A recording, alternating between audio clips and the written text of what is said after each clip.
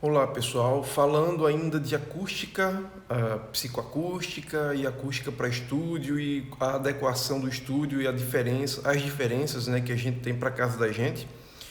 Bom, eu quero começar dizendo que hoje em dia quase tudo que você precisa para fazer uma boa produção musical você pode ter em casa, apesar de não ter um estúdio propriamente dito, tá certo? Você pode comprar algumas pequenas peças que vão te ajudar para algumas coisas pontuais, né? Outras coisas você tem completamente digital já no computador e eu vou te mostrar daqui a pouquinho. A primeira coisa que eu quero mostrar para vocês aqui, nessa bagunça que está a casa depois da pandemia, né? É isso daqui, ó. Isso é simplesmente um pedaço do... Deixa eu mostrar aqui assim, peraí. Acho que assim melhorou. Isso é simplesmente um pedaço de espuma daquela espuma que a gente geralmente encontra nos estúdios, tá certo? Então você pode comprar a espuma de estúdio e fazer. Isso daqui, na verdade, eu mandei mandei trazer, porque comprei pela internet, né? Porque foi justamente quando estava começando a pandemia e eu percebi que teria que me virar, teria que dar aula em casa, praticamente. Então, para que serve isso daqui? Cada espuminha dessa daqui, deixa eu colocar aqui mais perto para você ver se consigo. Cada espuma dessa funciona como um difusor do som. As ondas sonoras batem aqui. Lembra do que a gente falou sobre acústica? O fato de que é fundamental que o ambiente acústico não seja paralelo, não tenha paredes paralelas, teto paralelo. Então, a irregularidade é fundamental para que o som se distribua de uma maneira uniforme, ou o mais uniforme possível naquele ambiente, tá certo? Então, é por isso que a gente usa esse tipo de espuminha, que a gente também encontra lá no estúdio da UFPE, por exemplo, né? Então, esse daqui é somente para captar. Normalmente eu coloco aqui, onde está a minha mão, eu coloco o microfone, né? Eu armo o microfone aqui, e aqui a pessoa, quando vai cantar, o som bate aqui, e ele não retorna para o microfone de uma maneira como um eco, algo desse tipo. Também a gente usa isso daqui, né? A gente chama isso de shock mouth, né? Que é, na verdade, um anti-puff também. Em português a gente fala isso, né? Isso aqui pode ser feito também. Eu lembro que quando a gente era jovem, adolescente e tal, a gente fazia isso daqui com o resto de meia candle, por exemplo, né? Você pegava um arame, fazia uma meia candle, pronto, estava feito aqui. Isso aqui tá mais bonitinho, tá acabadinho, mas é coisa que dá para você fazer também. E para que serve isso? Para conter, deixa eu sair daqui da luz, para conter as frequências que são mais explosivas. Então, quando a pessoa está falando, tem muito P, muito B, essas sílabas, elas ficam aqui, então é meio que um filtro, isso daqui na verdade, né? Agora, vamos ver um pouquinho como é que seria, no caso, um estúdio de verdade.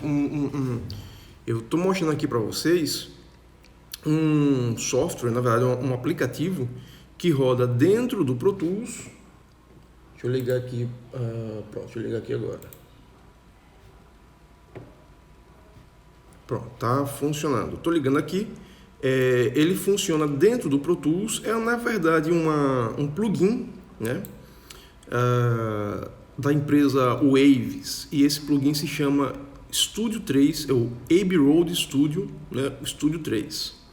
Então, o interessante dele, olha aqui, ele é uma janelinha, tá certo?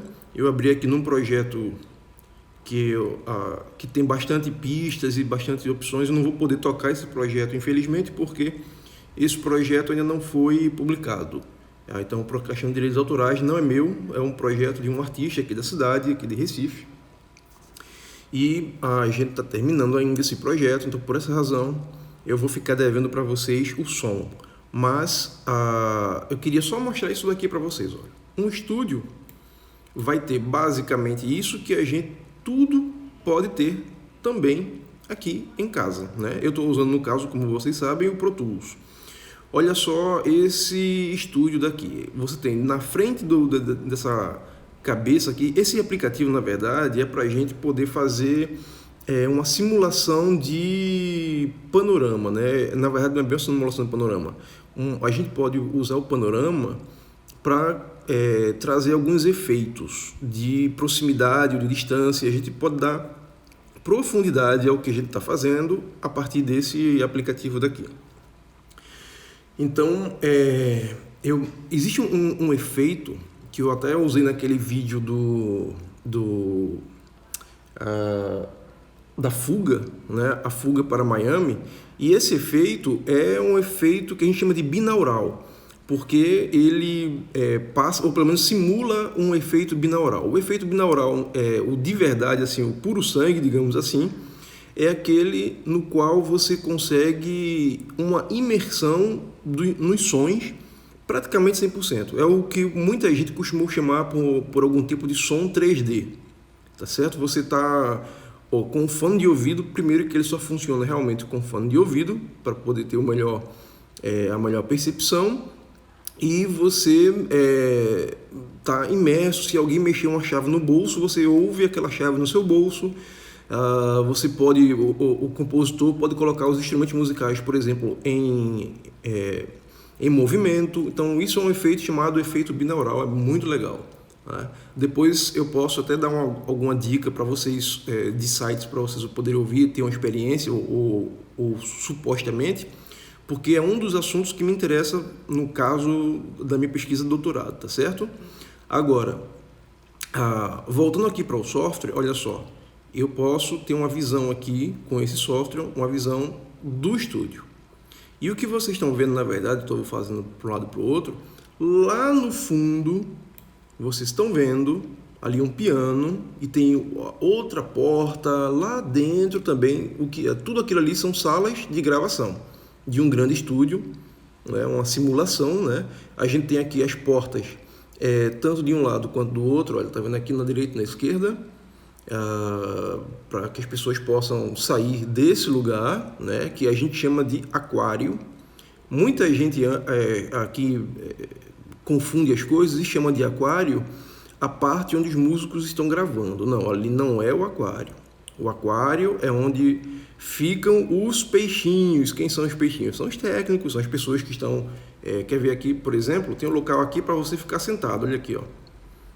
Lá atrás tem um sofá onde as pessoas vão ficar sentadas esperando a sua vez de tocar, ou o produtor está ali conferindo se está tudo certo, ou mesmo estão descansando no momento porque passaram o dia todo gravando. Então é comum isso acontecer no estúdio, tá certo? Mas o estúdio a gente vai chamar o local onde os músicos gravam simplesmente de set, é o set de gravação, ok? A gente pode ver aqui a presença de muitos caixas nesta sala daqui, tá vendo? Esses caixas de som, que na verdade vocês já sabiam o que é isso, são monitores de áudio. Notem que tem monitores de áudio em diversas distâncias e de todo tipo, né? Porque a monitoração é fundamental num processo de produção de um áudio de qualidade. A monitoração, ou seja, se você tiver na sua gravação os níveis certos, nos momentos certos, provavelmente você vai ter muito menos trabalho na hora de fazer uma masterização decente, tá? Então é importante a gente estar sempre de olho nos VUs, né? Left, right, que são aqueles que ficam... Deixa eu ver se eu toco aqui só um pedacinho. Olha aqui, ó. Pronto. Esse R aqui que ficou aceso. No caso é o R por conta da situação do panorama dessa mesa daqui, tá certo? Falar em mesa, vejam como essa mesa que está aqui na frente, que essa é uma simulação na verdade, né? É enorme, né? Essa mesa ou esse mixador, na verdade,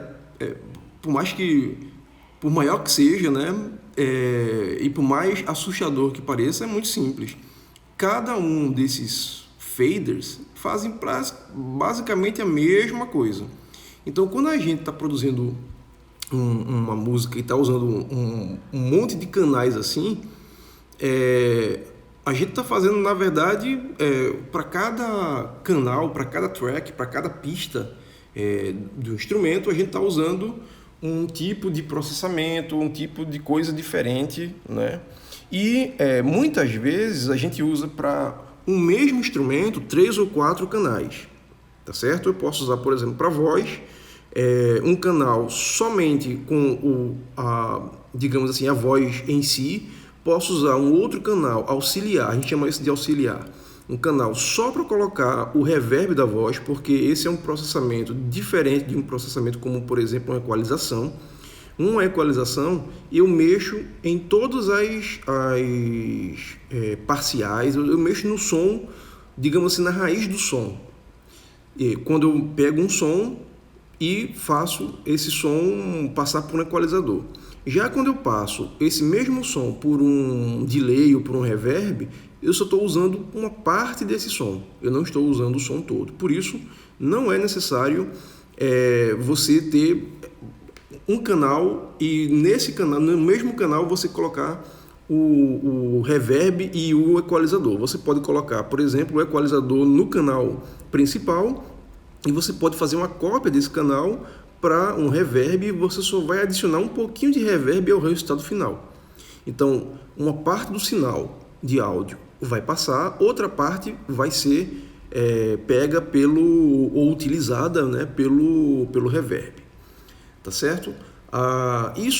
Essa mesa enorme, cheia de coisas aqui, por incrível que pareça, é limitada.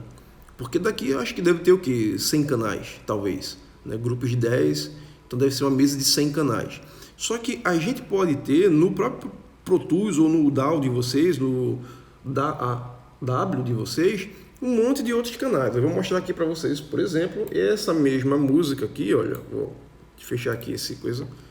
Pronto. Olha só quantos canais ela tem aqui. Tá vendo? E eu posso mexer em todos eles, olha.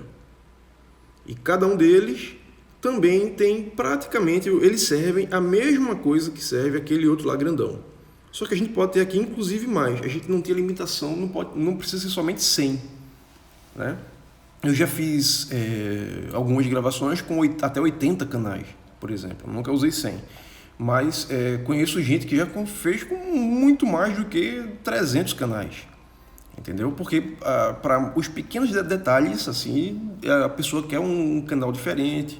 Quando a gente trabalha com mais canais, a gente tem mais espaço, né? Então, por exemplo, uma bateria é um instrumento que tem diversas faixas de frequência. E eu posso querer equalizar todas elas com um único equalizador, mas eu posso também, se eu tenho os recursos, eu posso equalizá-la com diversos equalizadores. Isso leva ao uso de diversos canais. E isso é muito mais fácil no home studio do que num estúdio de gravação de grande porte, né? Porque a gente tem, como eu falei, a limitação de 100 canais. Mas está aqui, tudo que eu mexo aqui, não vou mexer aqui agora, porque eles já estão todos automatizados, né? A gente faz uma coisa chamada automação, que é à medida que a música vai passando, naquele momento eu quero que esse canal, no instante tal, no instante X, que esse fader aqui que eu estou apontando, ele fique exatamente aqui. Então, depois disso ele vai passar para outro lugar, quando quiser fazer um aumento ou diminuição, mais ou menos como um regente faz com o coro, quando está regendo e está pedindo dinâmica para o coro, né? Mas enfim, voltando aqui para o aplicativo, como vocês já sabem, esses caixas são os monitores de áudio, tá certo? Que a gente tem aqui de diversos tamanhos, e eu posso rodar aqui para mostrar mais algumas coisas que são também típicas de estúdio, tá certo? Vamos ver aqui. Olha, isso que está aqui atrás parece bonito, né? Cheio de iluminação aqui. A gente chama isso de hacker. As hacks, né? É uma hack, na verdade, cheia de processadores de áudio. Aqui a gente pode encontrar preamps, aqui a gente pode encontrar os próprios equalizadores, a gente pode encontrar compressores, tá certo? Tudo isso fisicamente. E é claro que você deve imaginar que cada um desses equipamentos custa uma fortuna, né? Uma pequena fortuna. Um estúdio decente não sai por menos de R$500 mil, né? Isso falando somente da parte dos equipamentos. Não estou colocando nessa conta a acústica, não estou colocando nessa conta os softwares. Então, um estúdio de grande porte demanda um investimento realmente muito grande. Aquele quadro aqui, lá no cantinho, a gente chama isso daqui de patch bay. E isso daqui, esses fios, são basicamente a mesma função que essa mesa tem, só que expandida. A mesa a gente coloca os instrumentos diretamente, né? Digamos que um patch bay seja uma mesa dessa, um mixador desse rack, das coisas que estão no rack. Eu posso tirar o sinal do rack, passar o sinal de algum desses canais num desses racks. Posso pegar o sinal dele de saída e colocar na entrada de outro, e posso mexer como eu quiser, se eu quiser ter ou se eu quiser obter resultados diferentes, tá certo?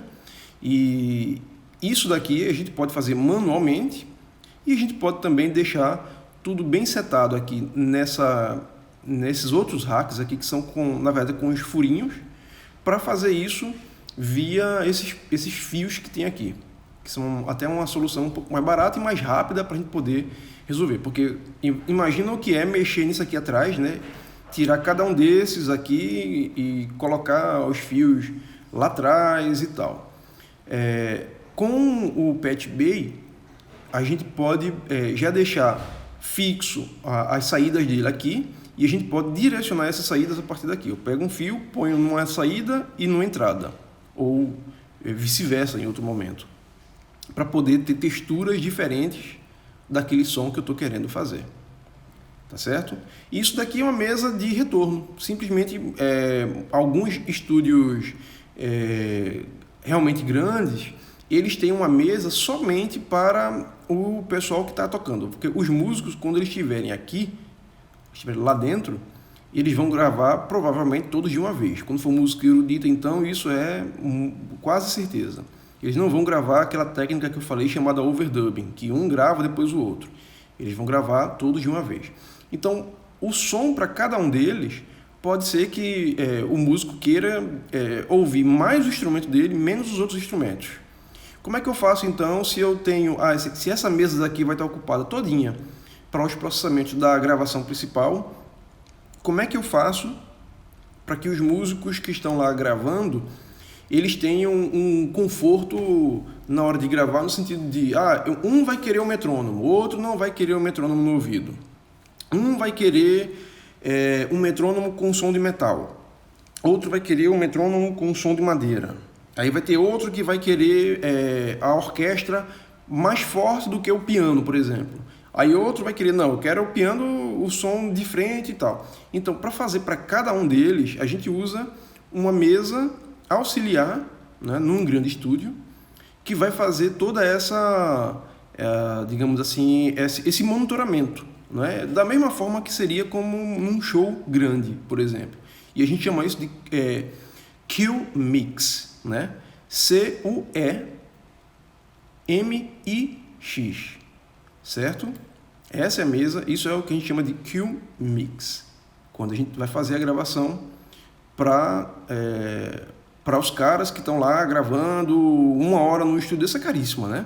Então vai todo mundo gravar ao mesmo tempo, não vai gravar um por um, então aí a gente precisa realmente de um pouco mais de sofisticação também nesse aspecto. Notem que as paredes, os tetos, nada é paralelo. Tudo não é um cubo, né? Muito pelo contrário. Tudo tem que ter essas diferenças para que a gente não possa ter ondas estacionárias, para que o som circule livremente, sem ter impedimentos, né? A onda estacionária é aquela onda quando você consegue ouvir um som determinado, uma frequência determinada, quase como a microfonia. A microfonia não é uma onda estacionária, porque não é um fenômeno numa acústica física, digamos assim, né? Ele é decorrente de outra coisa, de realimentação de sinal, mas é como se uma onda estacionária é aquela onde você está passando num local e você nota que em algum lugar tem uma onda mais forte do que outra. A gente chama isso de onda estacionária. Tem um certo som que está aqui soando desse lado, tal, então você vai achar isso daí, a gente vai chamar isso de onda estacionária. Falando só um pouquinho sobre o próprio aplicativo, eu posso aqui, né, tem o 0 grau, eu posso fazer uma rotação para que o som, quando você ouvir com fone de ouvido, possa fazer também essa rotação no seu ouvido, né? Esse aplicativo tem essa possibilidade. Eu posso, entre outras coisas também, eu posso gravar como é que eu quero que eu posso automatizar o movimento de pan ou desse giro no meu próprio som, né? No surround daqui do próprio DAW, do próprio software. E eu posso também aqui, por exemplo, aumentar ou diminuir a circunferência. Tá vendo aqui que no centro desse vídeo a cabeça está diminuindo. Agora vou aumentar um pouquinho, né? Isso é um efeito proximidade, né? E vocês já sabem que o efeito proximidade causa diferenças também nas regiões graves, né? O som grave é mais propenso, é mais sensível ao efeito proximidade, né? E eu posso também aqui, aí não dá para ver, a cabeça não está crescendo nesse tamanho, mas eu posso, nesse controle daqui, esse que está amarelinho aqui, mudar a distância de uma orelha para outra também, que é outro fator que faz com que, quanto mais distante ficar, maior a estereofonia, né? E a gente consegue ter os efeitos binaurais com mais clareza, digamos assim. Agora, voltando a falar sobre o equipamento que a gente tem no estúdio, em estúdios, esse rack todinho aqui, gente, que eu falei que é caro e que está aqui e tudo mais, hoje ele pode ser facilmente substituído. Vou mostrar aqui para vocês. Vou colocar aqui um rack também, ó, nessa pista daqui, só para mostrar. Eu venho aqui, deixa eu ver o que eu tenho aqui. Instrument, não, Sound Field. Effect Rack. Pronto. Olha aqui. Isso aqui é uma rack que está vazia. E isso daqui é tudo que eu posso colocar nessa rack, pelo menos dessa empresa. Isso daqui é o chamado Sound Toys. Estes Sound Toys são processadores de efeito que são muito conhecidos no mercado, tá certo? Tem efeitos aqui para tudo. Então vou colocar esse daqui, por exemplo, é um efeito de eco granular. No decorrer do curso eu vou fazer algumas coisas para a gente poder ouvir, tá certo? Vou colocar aqui mais um, olha, o decapitador de sons, digamos assim, né? Deixa eu ver aqui esse daqui, que também é bonitinho. Só vou colocar por enquanto somente esse que parece ser bonito para vocês poderem dar uma olhada e verem que não tem muito. Isso aqui também é para eco.